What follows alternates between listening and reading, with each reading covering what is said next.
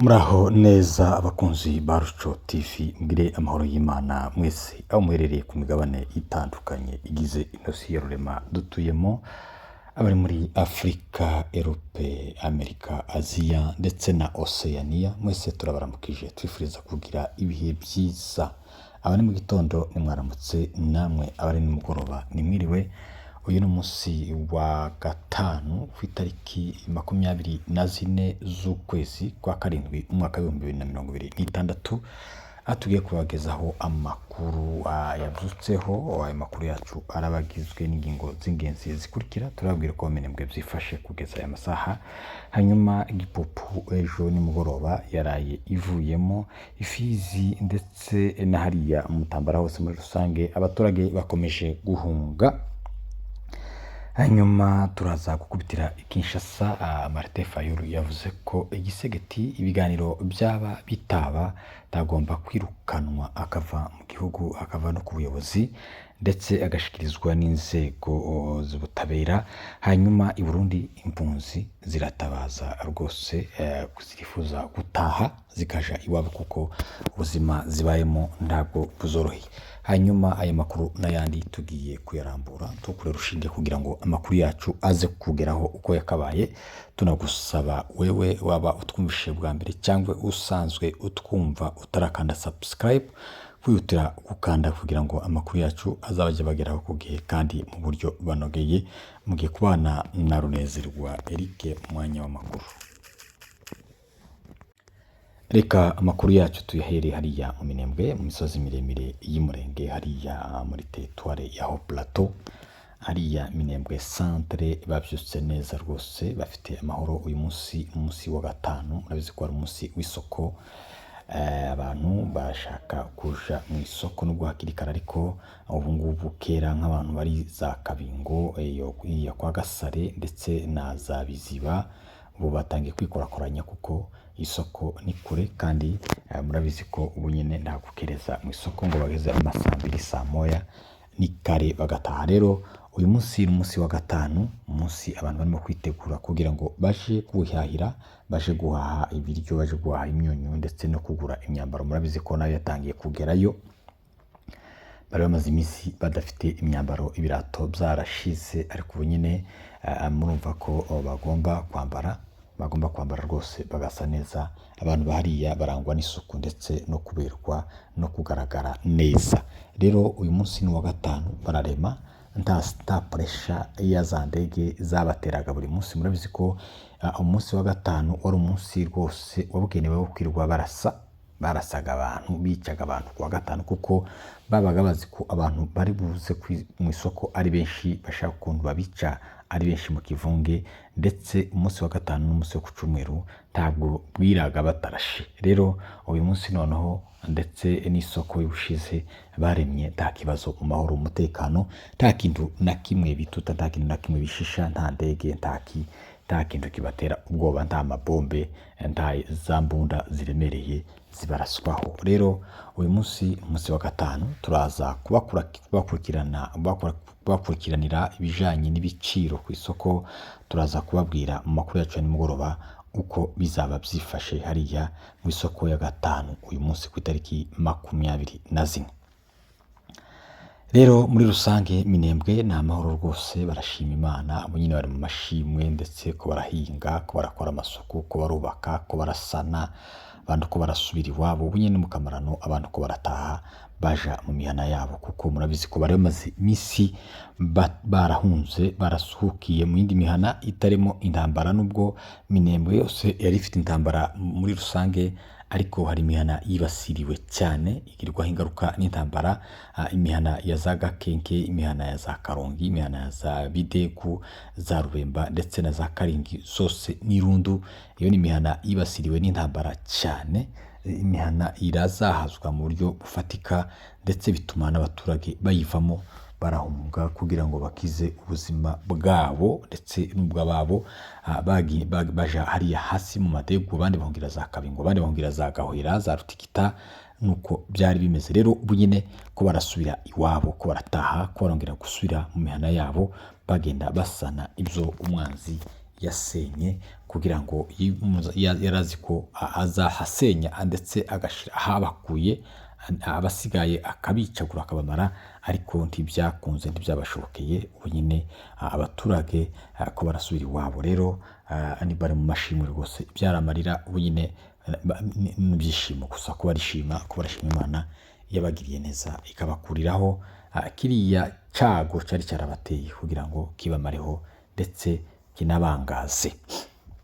Rero imbibi zose zigize umuhana wa Minembwe, za Rugezi haratekanye, za Mukoko, za Nyaruhinga, ukakata iyo za Kabanju, Irurenge, hose ukaza ukagera hariya mu mbuga mu Mugahwera, aho hose hameze neza rwose, nta kibazo.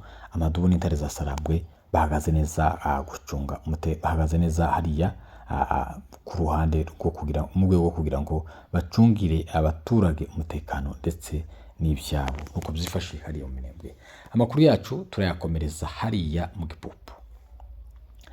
Gipupu yaraye ibaye libere. Rero bari bayifashe mushize, baraharwanye barahafata, ingabo za MRTP ndetse na M23 zimaze kuhafata, abaturage barahunga bajana n'umwanzi, barabata kugira ngo abaturage bakomeze bapfe. Hari abari bahunze, abandi basigaye bakomeze bapfiriye mu gihuru, cyangwa umwanzi azaza dutere turi kumwe n'abaturage hano, byaba bibi cyane, kandi abaturage bopfa kandi nibo bahagurukiye kugira ngo barengere cyangwa barwanire. Byabaye ngombwa ko ingabo za twirwanaho na M23 bava mu muhana wa Gipupu bakaba udutopu kugira ngo abaturage bagaruke mu mazu boye kwicwa, ndetse n'umwanzi naza azatere wenda bo batarimo. Ariko umwanzi ntabwo yigeze abona ko hari ikintu kizima bakoze, yakomeje kubasatira ahubwo ashaka kubashotora. Rero intare ntizishotorwa cyangwa idubu ntizishotorwa, ishobora kukureka ukagenda, ariko iyo uyishotoye ntago yagusiga amahoro. Rero bakomeje kubashotora. Mu minsi yashize twabwiye ko batekuka barahara kwa Muhebera kugira ngo banyage amatungo ari hariya mu cyo hagati, ntibyabahira. Rero ku mugoroba w'ejo bakomeje bidobetsa bashaka kugira ngo bashotore amadubu yarabahubukiye, ndetse n'intare barabakubita babasha kubakura muri za Gipupu. Ubu nyine tuvugana muri iki gitondo, amadubu n'intare za Sarambwe nibo ba okipe hariya umuhana wa Gipupu. No kuvuga ko umwanzi yaratsinzwe rwose kuva umunsi bamukubita hariya Irundo kwa Buhimba, za Ruhinamavi, hariya za Bitegu, ndetse bakamukura kuri Pwenzero na Mikenke. Nta handi yashobora gushinga ikirenge kugira ngo arwane, kuko niyo yaza aza afite ubwoba, kuko ibintu babonye ni ibintu byabakanze cyane mu buryo bahamutse bakuka imitima tibagihagarara. Rero ntabwo ukuramo Mikenke, ukuremo Wetsa, ukuremo Pwenzero ngo nurangiza ngo Gipupu ngo yakunaniye, ngo umwanzi ngo kwaraza ngo kukushotora.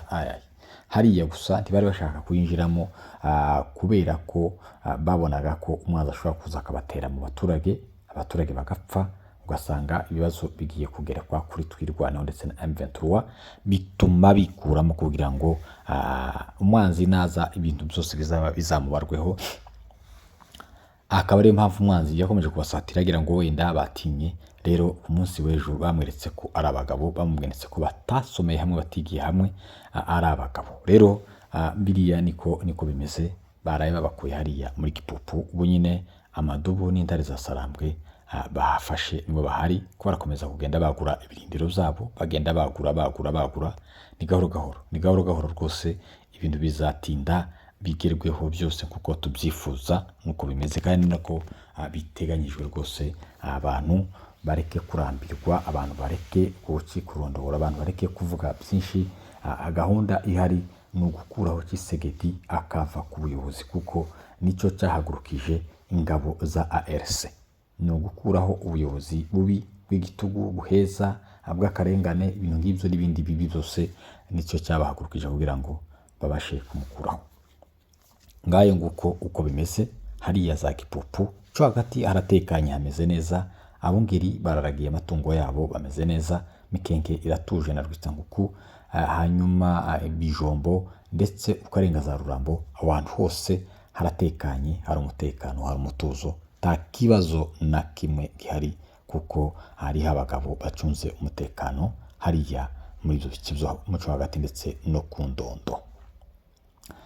Mutambara abaturage ko barakomeza guhunga, abaturage barahunze bose uko bangana, barahunze bose uko bangana, ntago byoroshye hariya Mutambara, abaturage barahunze.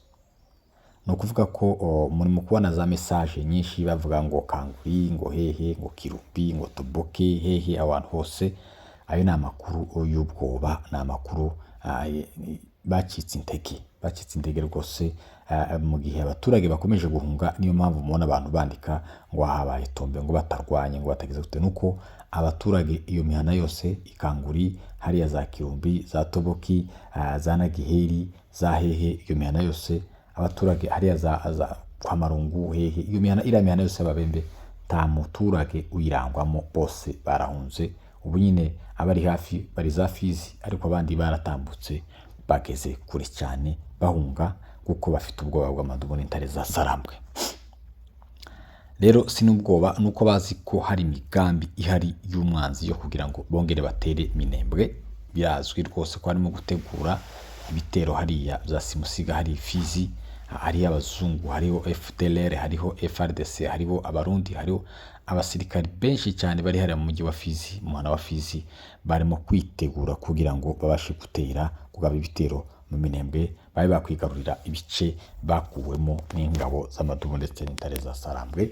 Ariko nta kindi tubabwira rwose, bitegure ko bitegura kose, ariko icyo tubabwira nuko wabatsinze ntaho yagiye, aracyahari, amadubu aracyahari, intare za Sarambwe ziracyahari, ni babandi ni bale tu, taho bazabacikira rwose, nta naho bazayisesera ngo bafate Minembwe cyangwa bafate ahandi bifuza hose, kuko inkoni yabakubise iracyamanitse, irahari. Kandi icyo tubabwira cyangwa nk'umure dutanga, aba bantu babazamuka nuko turabizi ko ari abandi bashasi babandi, barabizi ko bagenzi babo bahaguye. N'ubu nyine amakuru dufite nuko ibujumbura hariya kuri hôpital Tanganyika hariho ibintu, hariho abantu bakomeretse bimwe bifatika, bona bakomeretse kandi abapfuye bo iriya misozi yose iruzuye, imbwebwe ko zirarya n'ibinyamujongo n'ibintu zose ko birafungurira ku misozi, kuko hasigaye abantu batagira uko bangana, bishwe n'intambara yabereye hariya. Kuko nukuvuga ngo abo nabo barimo kuza ko baraza bafite amakuru y'ubwoba ko yuko bagenzi babo bagerageje bakahasiga ubuzima, abandi bagacika amaguru, abandi bakameneka amaso, abandi bagacika amaboko. Ivyo ni ibintu bafite ibihamya, si amakuru y'ibihuha, si n'amakuru y'ibihimbano. Hariya haguye benshi babo, kandi niba abasirikari ibihumbi birenga 20 byari hariya mu Minembwe, hariya muri ya misozi ihanamye Minembwe, za Gakenge na za Rubemba na za hehe, ndetse bakagera n'Irundu, bwacya bakabakonkobora bakabirukana bakabageza iriya za Fizi, murumva ko n'abandi barimo kuzamuka nta cyizere bafite. Rero icyo tubabwira nuko bitegura kose, baze bagemura izo ntwaro, zirakenewe mu rugamba rwo kubohora igihugu, zirakenewe rwose, kuko bo n'ubundi ntibazifata neza, ariko zigomba kuza zigasanga izindi, hanyuma urugamba rugakomeza rwo kugenda babohora za Kalemi n'ahandi kuzageza Kinshasa. Izo ntwaro bazizane rwose.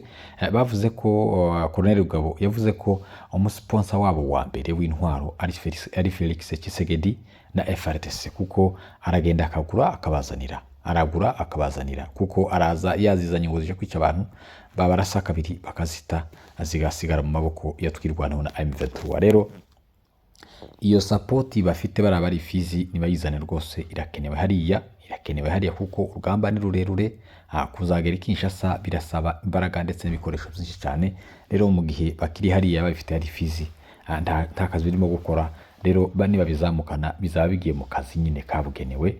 Rero ihumure rirahari rwose, kuko ibyabaye nta bindi byenda kuba biruta ibyabaye mbere nibyo byari bibi, ko kuva mu kwezi kwa mbere ukagera muri uku kwezi kwa gatandatu ntabwo byari byoroshye rwose. Abantu twaravugaga, ariko nanone tukumva ko hari ikintu kigenda nko kuba, ariko mwabonye ibitangaza Imana yakoze hariya ikoresheje amadubu n'intare za Sarambwe. Rero abantu bahumurike rwose, nta kindi kintu bazakora kiruta icyo bakoze byinshi bishoboka, ariko nanone bibyara ubusa. n'ubu nyine izo bagiye gukora n'ubusa, ibyo bagiye gukora n'ubusa, kibereka ko indege zacitse, ya majwi yose yasakuzaga, za Twitter z'abakongoro, ya makolo yabaye masi n'abandi barya bose, bya biganiro byabo byose bambaye ahaga bose ubu nyine ni bure, baracecetse, barabahomeye, bakozwe n'isoni ku manywa y'ihangu. Rero nuko byifashe hariya, ni icyo tubabwira hariya, nuko abaturage bahunze muri ya mihana yose, abantu bahazi hariya Mutambara nta muhanda usigayemo, abantu barahunze bagiye bahunga bose, ariko byatewe nuko bazi ko harimo gutegurwa ibindi bintu byo kugira ngo bongere bagabe ibitero hariya mu Minembwe, bakabona ko hari byabagiraho ingaruka. Rero ngayo nguko uko bimeze, Ibaraka ni akajagari, Ibuvira ni akajagari, abaturage ko barapfa, ko baricwa umunsi ku wundi, ko baricwa ijoro n'amanywa, bicwa na Wazalendo, bicwa na FRDC, nta mutekano bafite habe na muke. Iyo Plaine de la Ruzizi yose ukagera za Katokota, abaturage ntago bamerewe neza pe, habe na muke, ntago borohewe. Umwanzi cyangwa abo bita abacunguzi babo cyangwa bita abapatriote babamereye nabi, ko barabica. Tibaze abapatriote abaribo bazaza kubabona, kuko aho bageze haratekana, aho bageze haba hari ituze, haba harimo kubahana, haba harimo discipline, umuntu yubaha mugenzi we, umuntu aha agaciro mugenzi we nkako yiha. Niko bimeze aho Amadubo n'intare za Sarambwe bakandagiye, abantu babatekanye. Mu Minembwe nta muntu jyana, Bukavu nta muntu jyane, Goma nta muntu jyane, nta muntu ushobora kuvamo undi waze kumwambura twiwe cyangwa amuvutse ubuzima. Ariko Uvira ndetse na Baraka abantu barapfa, Plaine de la Ruzizi yose abantu ko barapfa bazira ubusa. Aho ngaho ni ahantu bihitwa ngo hayobowe n'ingirwa leta ya Kinshasa, kandi Abazalendo barabica ndetse n'ingabo za FARDC zikabica. No kuvuga ngo abantu bari mu gihirahiro, bari hagati, tibafite uwabavugira n'uwabarengera, kuko nta leta bafite. Leta bafite ni leta y'akarengane yo kurenganya abaturage.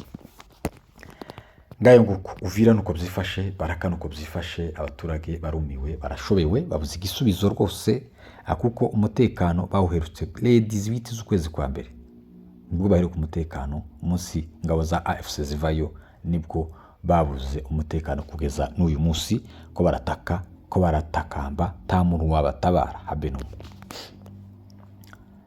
Rero nuko byifashe. Tukiraho reka twambuke hariya i Burundi. I Burundi inkambi ya Kavumu abaturage baratabaza rwose, biravuga ko nta mutekano bafite. Umutekano wabo ni hafi ya ntawo, uri hasi cyane, bitewe nuko bagabwaho ibitero mu majoro n'abantu bitwaje intwaro za gakondo, imipanga, imihoro.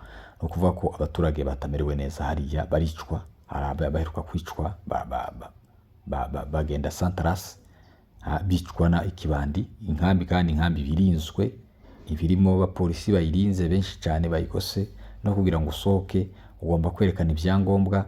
Ariko ahantu abo bicanyi binjirana abantu mu nkambi bakabica, ni ibintu rwose by'amayobera. Rero barasaba ko babacura iwabo, bagataha bagasubira muri Kongo, kuko iwabo aho kugira ngo ukomeze upfe mu nkambi kandi witwa ngo urarinzwe.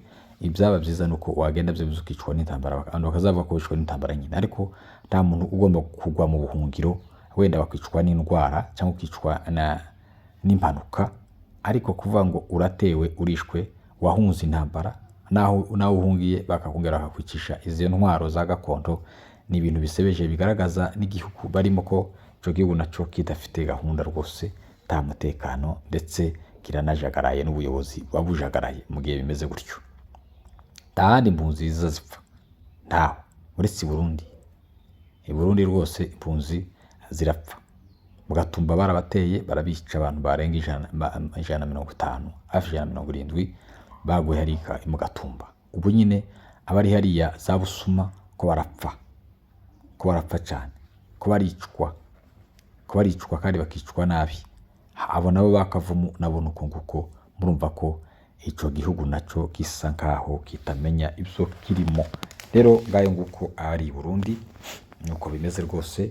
Hanyuma Martin Fayulu ati biganiro bibe cyangwa bireke kuba, Tshisekedi sera chassé. Tshisekedi Felix sera chassé. Niko yavuze. Ibiganiro bibe, dialogue ibe cyangwa ireke kuba iroreri. Uyu mugabo agomba kuvanwa ku butegetsi ndetse agashikirizwa ubutabera, kuko yakoze ibintu byinshi bibi cyane abikorera abakongomani bibi pe, kuko yishe abakongomani, abatera intambara, abatera ibibazo, abatera ubukene, abatera guhunga, abatera ibintu bibi byinshi cyane. Rero tuwo muntu agomba kuvanwa ku butegetsi vouloir pas. Ibiganiro bibe cyangwa bireke agomba kuvaho.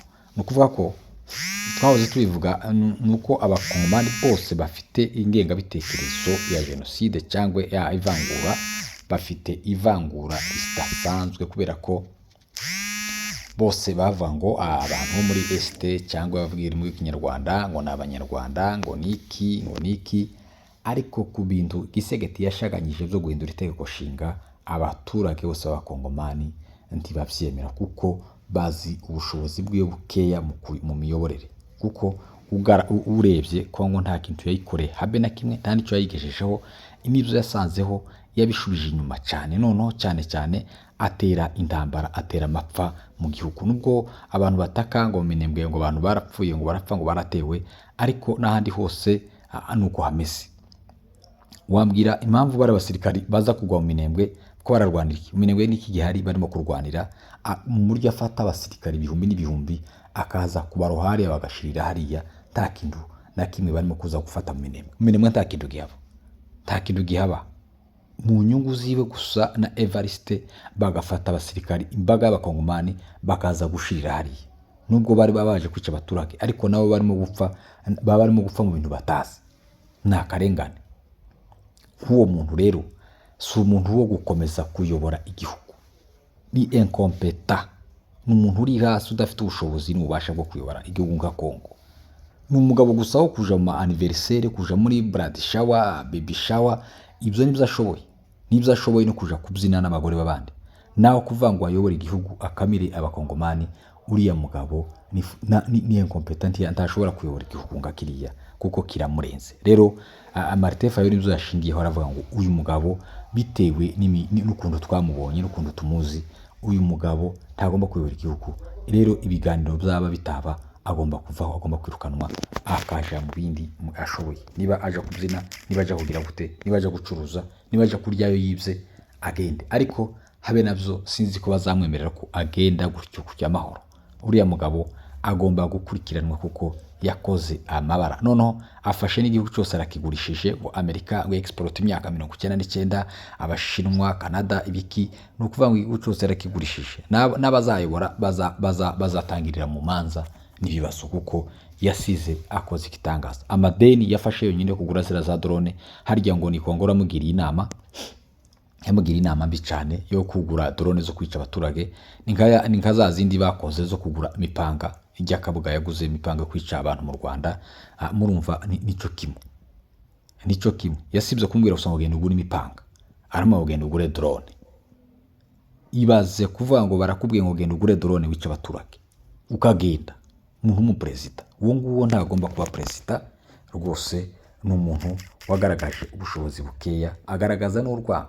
Nta mu perezida wanga ubwoko bumwe, kandi noneho minority ukavuga ngo abangaba ukabambura uburenganzira bwabo, ukabambura uburenganzira bwo kuba abakongomani, tibobona amahoro rwose. Rero niyo mpamvu mwumva Martin Fayulu yavuze ko uyu mugabo ibiganiro bibe cyangwa bireke agomba kuva ku butegetsi, kuko bamaze gusinya abo ngabo. Martin Fayulu ari muri iriya C64, kandi murabizi ko ari umuntu wigeze guhatanira no kuyohatanira umwanya wo kuyobora igihugu.